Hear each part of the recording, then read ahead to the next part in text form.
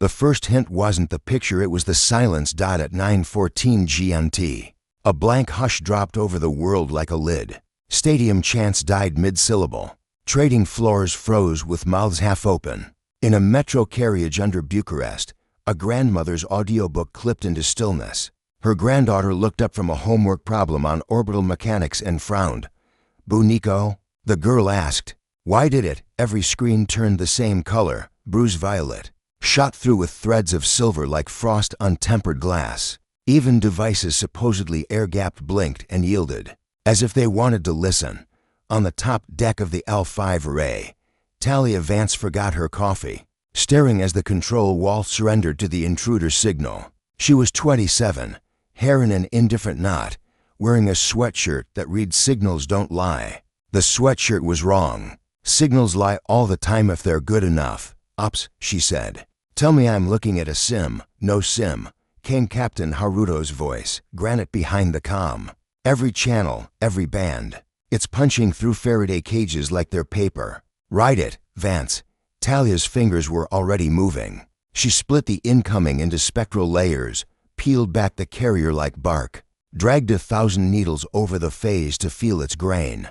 Someone had used a modulation scheme that shouldn't exist. A braid of quantum phase tags that behaved like superstition when you measured them. The violet resolved. A figure took shape, not because a camera had captured it, but because the signal wanted it to exist. It wasn't quite arthropod, not quite cephalopod. It suggested too many joints and not enough mercy. Behind it, a cathedral of chrome bones hovered over a starfield. "All sapiens of catalog sector 184, it said, and the translation arrived inside the words, as if the voice had learned your language by drinking your childhood. "I am Archon Vesk of the Keth Dominion, steward of the Great Tithe. On the array's deck 90 kilometers away from any ground with gravity you could trust. No one breathed. You have been assessed," Archon Vesk continued. "You have been found wanting." The violet background parted. A new image slid in, a jagged landscape under a black sky. Sunlight glanced off ice ridges into 1,000 knives. Talia knew it at once. Europa, the old ice moon. A field of prefabs humped out of the frost, flags painted in proud and fading colors. She had a friend posted there, a microbiologist named Luke, who sent her videos of slow geysers and fast jokes, the camera dove, or something like a camera, and set down amid a semicircle of colonists, men and women in vacuum jackets and hand-me-down helmets, cheeks chapped, eyes that hadn't slept. A child clutched a whereupon penguin wearing a scarf. "This outpost refused the tithe," Vesk said. "Their defiance is remembered. All defiance is remembered." The Archon raised one limb and, almost delicately, lowered it again. A bloom of light crawled across the ground. It wasn't an explosion. It was subtraction. Where it passed, mass went missing. Shovels lost heads. Prefabs lost corners. A man lost his left arm and then, after a heartbeat, realized he had. He looked at the place where it used to be with puzzled outrage. The penguin scarf fluttered to the ice in a little spiral and lay there with no penguin attached to it. Talia's vision blurred. Her hands kept working because she wasn't going to let the signal go a habit like breathing. Older than pain. The silence that had held the world cracked. Now it held something else. It held humanity's attention, like a hand that closes into a fist. "This demonstration suffices," Vesk said. "Collection will commence in 6 of your weeks. Your planet's biosphere will be preserved for reseeding. Your cultures will be cataloged and curated in the Museum of Folk Oddities. Your meat will be humanely harvested." Someone in Ops snorted, shaky, because the line was so obscenely bureaucratic. "Humanely," Haruto whispered. "Not to anyone in particular. What do they get out of showing us this? Fear, submission, a warning that fighting was a category error." Talia found a subcarrier she didn't like. It sat under the translation band like a shadow under an eyelid, a presence the decoding software ignored as noise because it didn't fit any expected template. She amplified it, took a knife to it, watched it scatter, then settle into a shape that sent needles down her spine. "Captain," she said, "there's an embedded payload. Layered phase code. It's not ours, obviously, but it's built to be understood. By us, trap, taunt, She spread it on her secondary display. It was music, not a melody, but the exact spectral fingerprint of a piece she knew, like something you can't stop humming in a grocery store aisle and hate yourself for it later. Beethoven's Seventh, second movement, slow tread, grave and unstoppable, human music, woven into an alien threat. Her mouth went dry. They've been listening. On Earth, reactions flowered like simultaneous storms. In Nairobi, miners on the superstructure of the East Africa space elevator stopped mid-riveting and turned, their faces to a service screen where Vesk's image reflected in their goggles. In a shanty in Recife, a young man with a stained hoodie and 3 sisters breathed, "No way," and reached for his phone as if he could call someone to cancel the universe. In Kashmir, a teacher sat on her desk and put her head in her hands for the length of one long breath, and then said, "All right, class, let's write them a letter." In Bucharest, the grandmother in the metro looped her arm around the girl and felt, with the sensitivity of old bones, the station actually sway as the city's heart changed its beat. On Luna, a forklift operator named Patel threw his rig into reverse so hard the safety AI called him a poetic string of cautionary Romanian phrases. In the array, a tech murmured, how are they in everything?" Talia answered because answers were what she had. "It's not an, it's over. They're projecting from outside the bands. We only see the leftovers. If I pull too hard, we'll lose the picture." "Don't pull," Haruto said. "Show me what you can without breaking our one line." The line stung to look at. Talia let the payload music keep playing and listened for what the notes carved, because code that wants to be heard often carries a second message under the first. The phase tags clustered at exact intervals. She plotted them in 3 dimensions and got a lopsided scaffold. She rotated it, not with coordinates, but with the rhythm. On the 4th rotation, it snapped into a shape so clean it had to mean something. A string of vectors with common origin. A map. She looked up at the stars over Vesk's chrome cathedral and thought about the audacity of the thing. It meant, "Come find me." It meant, "You won't."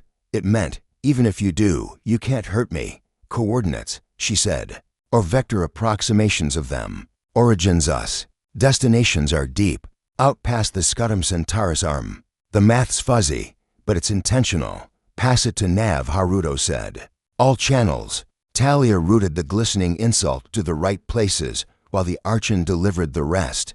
A timetable, addresses for compliance centers, a list of exemptions so absurd in its specificity that it looped around into menace. Carriers of the gene complex HLAB*27 may apply for specimen status. A final frame Europa again, now smooth where subtraction had gone. Children's toys stranded at the edges of absence stilted under hard shadow, as if the moon itself were averting its face. "Maintain calm," Vesk concluded, like a doctor at the end of a routine procedure. "Your governance structures will facilitate an orderly transition. You are fortunate. Many species are not afforded this gentle path to utility. Be honored." The violet folded into nothing. Sound returned to the world like surf on the array. Half of ops started yelling at once. Someone cried. Someone else vomited into a recycler. Haruto didn't raise his voice. He moved through the room like a seawall, separating waves into lines of effort. "Comms. Priority link to Terran Union. All seats. Legal. Get me the Outer Space Accords emergency protocol. Security. We are assuming an active info-ops phase. Lock the perimeter. Scrub the backplanes. Isolate anything we can isolate without compromising what Vance is holding."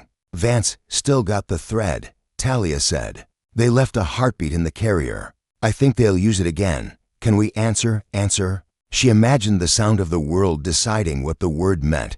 On every continent, government rooms filled up. Unfriendly rivals found they had the same list of names to call.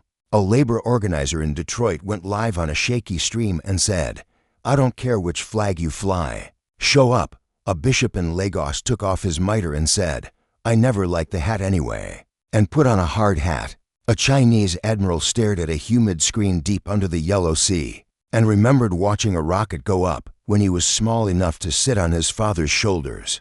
A coder in an apartment in Munich wiped her eyes and started writing a parser for alien phase tags. Talia's console chimed. An overlay she didn't summon bloomed over her analysis window. Priority Directorate of Extracellular Affairs. The feed resolved into a woman with a scar like a hyphen under one eye. Director Amina Cade didn't waste nouns. You're the one with the payload? Cade asked. Yes, ma'am, Talia said. It's music, and under it, a map. Of course it's music, Cade said, almost fond. They always think we're children when they first speak to us. Can you package it for distribution to Black Labs and allied nodes? I can make it sing in a couple of useful ways. Do, Cade said. And Vance, yes, record what you felt when they showed Europa. Don't share it yet. Don't let it own you.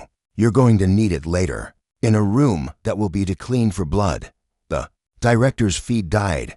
Haruto came in close enough that Talia could see the stubble on his chin and the little dent in his nose where a college fight had decided not to ruin his face. His voice had the softness of rubber over steel.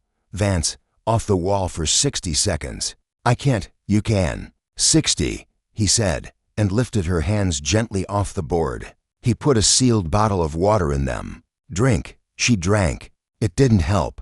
It helped. You said they left a heartbeat, he said. Can you predict the next beat? I can try, she said. It's not periodic. It's performative. They want to feel us flinch. They'll get a flinch, Haruto said. Then they'll get something else. He let her go back. She set a watcher on the carrier's faint residual. It ticked like a distant metronome. Almost a twitch. She traced the twitch backward and sideways and found that it wasn't a separate thing at all. It was a finger laid on the note that had always been there. She wrote a reply in a place no reply should fit a brush of phase. That meant I heard you in an alphabet that didn't exist yesterday. The carrier didn't acknowledge the reply, but it slowed as if turning its head. A message chimed, routed to every terminal on the array with root privileges. Union General Assembly Extraordinary Session convened. The chair's face appeared, drawn and luminous with a kind of terrible grace that emergency gives the prepared. She spoke for the species with a voice very different from Vesk's. It said, "We hear you." It said, "We will be inconvenient." Talia sent the coordinates to everyone who had asked and several who hadn't yet realized. They needed them. She packaged the music into a toy anyone with a laptop and Rage could open. She wrote down, as Kate had told her, the exact second when the penguin's scarf fell. She wrote down that she hated the word humanely. Later -minutes, years. The director came back. Vance, we need a capture. A piece of their transmitter's skeleton. Doesn't have to be big. Just a rib. Can you bait them into showing a stress line? Maybe, Talia said. If I echo their map with noise. If I hum off-key. Hum, Cade said. Talia hummed in radio. In Beirut, a group of retired telecom engineers who had kept their ham licenses for the joy of it, dragged an antenna onto a rooftop and felt, in their bones, the return of a war they hadn't expected to fight again. In Sao Paulo, a graffiti artist who had written poems inside abandoned elevator shafts looked at the skyline, as if it were a page, and whispered, "We're the ink." In a village in Siberia, a woman tightened the straps on a sled's harness, whistled to her dogs, and headed toward the relay where her niece worked nights. The heartbeat flickered. Talia's off-key hum jostled it. For a fraction long enough to live in, the carrier's symmetry broke. The phase braid loosened and showed a seam this kind of network shouldn't have seams. But pride had left one. There, Talia said, already patching a recorder into the gap, capturing the ribcade wanted, a chunk of error correction code with timing salts. That didn't belong to any human practice of math. If you had the salts, you could poison the well. If you had the salts, you could answer in a way that would be heard by the wrong ears. All right, Cade said in her ear, and Talia could hear, behind the cool, the same stone that had formed in her own chest when the scarf fell. All right, the world finished its first breath. In Bucharest, the metro train slid into the light. The grandmother and the girl stepped out. On the platform, a busker who had been saving for a guitar amp looked at his old acoustic, lifted it, and began to play Beethoven's Seventh from memory, not perfectly, but with stubborn love. Other hands joined plastic buckets, claps, a cheap harmonica. The rhythm they made was not quite the same as the aliens, because humans are not metronomes. It was better. In the array, The carrier made one last tick and went flat. 6 weeks. Someone whispered. 5 6/7, someone else said. Because humanity is pedantic when it's scared. Haruto leaned on Talia's console and looked at the lines that meant war. Signals don't lie, he said, nodding at her sweatshirt. But they do brag. Talia wiped her eyes with the heel of her hand. Good, I like a braggart. Why? Because it means they think we're listening. She straightened. And we are. Behind her, the erase bay doors began to open. Shipwrights who had planned to take 3 years began to invent new verbs. An old blueprint for a torch drive that had been abandoned. Because it scared investors now scared the right people in the right way. In a quiet office, Director Cade signed a thing she had hoped would never need signing. Humanity didn't agree about everything. It agreed about this. The wrath woke without flame or screaming. It woke like a tide coming in over a long, shallow beach. The kind that looks gentle and then moves whole continents of sand. It woke in boardrooms and kitchens and low orbit and under mountains. It woke in Talia, and she didn't apologize to the teenage version of herself who had loved clean problems. The problem was not clean. It was real. She saved the rib. She saved the map. She saved the scarf's fall. Captain, she said, we can answer. Haruto nodded once, as if the motion itself were a promise. Then let's begin. The 6 weeks did not pass. They stalked. The broadcast had left humanity paralyzed for 3 days. A collective intake of breath. Then came the exhale, sharp and furious. Borders that had calcified for centuries shifted. Enemies who had sworn eternal rivalry now found their hands trembling toward each other. Over the same table the United Terran Assembly, normally a chamber of procedure and endless veto, declared a unanimous resolution: survival through unity, wrath through will. Overnight, it became a war council. Shipyards lit the night skies. On the Clyde, rusted Drydics roared alive, pouring steel into skeletal hulls. On the Pacific Rim, automated barges carried reactor cores the size of apartment blocks to hidden undersea cradles. In the belt, miners stopped hunting or for profit and began ripping whole asteroids apart for mass drivers. The Leviathan Initiative was no plan on paper anymore. It was a fever dream made real. Torch drives, once rejected for their suicidal exhaust plumes, were bolted onto frigates. Pilots signed forms acknowledging their lifespan would be shortened by radiation baths. They signed with steady hands. Everywhere, Black Labs opened vaults they had sworn to bury. A biolab in Patagonia thawed cryotanks labeled Project Chimera. In Nevada, engineers wiped dust from schematics for weapons that bent relativity at the seams. In Novosibirsk, mathematicians dug out formulas once called doomsday curiosities and began solving them with grim patience, and at the heart of it, Talia Vance sat in the Nightingale's embryonic control bay, the Dominion's rib of code suspended before her like a glowing fossil. She studied its jagged symmetry the way an archaeologist studies a shard of bone, not just for what it was, but what it implied lived. At night, she heard the heartbeat. The carrier was still there, ticking faintly, as if the Archons were tapping their claws on the table, waiting. Sometimes she hummed back to it off-key, knowing somewhere something might be listening. Resistance networks began to stir beyond Earth. In the static of hijacked Dominion relays, a voice emerged, soft, quick, bird-like. Codename Oriole. We have waited for someone to fight. The voice whispered through phase distortions. You are late, but we will help. Oriole sent fragments, coordinates of Dominion supply caches, rumors of fleets held in reserve, weaknesses whispered like psalms. Whether Oriole was alien, hybrid, or traitor, Talia couldn't know. But the voice carried a desperate conviction she trusted more than any oath. Still, doubt gnawed. Not everyone believed in wrath. Across Earth, factions pleaded for surrender, arguing survival mattered more than dignity. Entire forums filled with debates. Was it better to live as curated oddities or die as warriors? The Dominion had thought the broadcast would divide them. It had, but not in the way Arch and Vesk imagined. It divided those who would kneel from those who would burn. And in that division, the builders, welders, fighters, and dreamers found unity. By the 6th week's edge, the first Leviathan warships slid out of orbit like blades unsheathed. Their engines burned blue-white, ugly and glorious. Humanity had learned something terrible about itself, fear sharpened into resolve. Faster than any alloy. The clock struck 0. Humanity raised its head. The first Dominion ships arrived above Saturn expecting harvest. They found graves instead. Tungsten rods fell from silent orbits, shearing through hulls at Mach 20. No warheads, no warning. Just gravity and hate. The Dominion's majestic carriers split apart, spilling atmosphere and limbs into the void. For the first time in centuries, an Archon fleet reported confusion.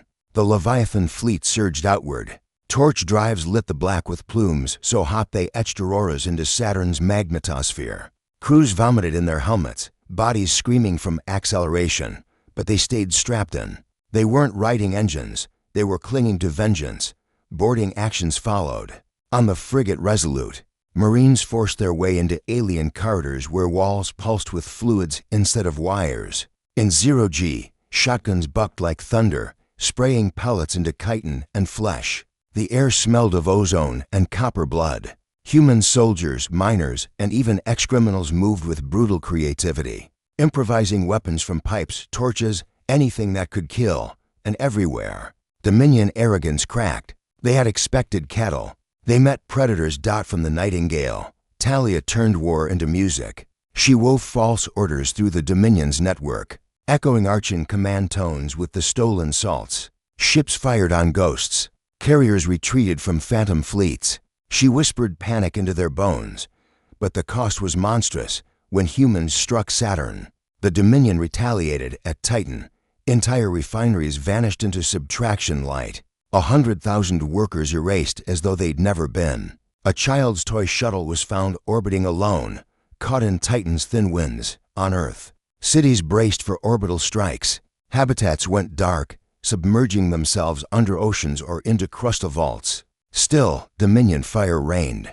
Millions died in the first month, yet the Archons were bleeding too. For every human grave, a Dominion carrier fell silent. For every subtraction beam, a boarding charge. Humanity could not match them ship for ship, but humanity had learned to win ugly. And ugliness, it turned out, was the Dominion's blind spot.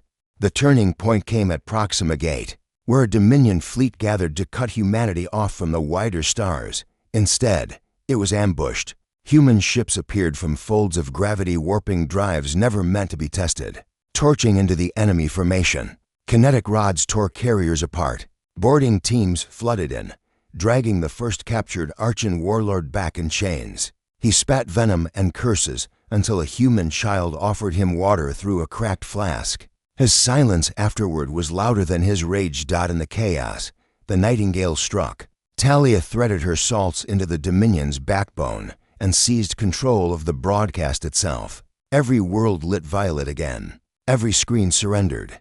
Every mind braced for horror. Instead, they saw a human. Talia Vance stood in her signals bay, face gaunt with sleeplessness, eyes alive with fire. Behind her, projected from the array, a single emblem, a clenched fist. "You wanted us to fear you," she said, her voice translated into 1,000 tongues. "Instead, you reminded us who we are. We are the species that fights extinction with fire and laughter. We are inconvenient, and we are coming." Then came the evidence. Europa's subtraction, Titan's fall, replayed in merciless clarity. But also, Dominion carriers splitting under human rods, fleets burning. An Archon warlord shackled and silent. The truth cut both ways. Her final words echoed, steady and unyielding. "We remember Europa." The broadcast shattered illusions across the galaxy. Dominion subjects who had whispered rebellion now shouted it. Worlds once cowed by Archons felt their chains loosen. Even among the Dominion's own ranks, doubt flickered. On Earth, crowds wept and cheered. On Luna, welders hammered harder. In the Belt, miners raised a toast with recycled water. Wrath had turned into a weapon, but also into a beacon, when the broadcast ended. Talia sat trembling, scarf from Europa draped over her console. Director Cade's voice came, quiet but fierce. "Wrath wins battles, Vance, but mercy wins the future. Decide carefully which you want humanity to carry into the stars." Talia closed her eyes. She could still hear the Dominion's heartbeat, faint and waiting. They had underestimated humanity. Now the stars were listening.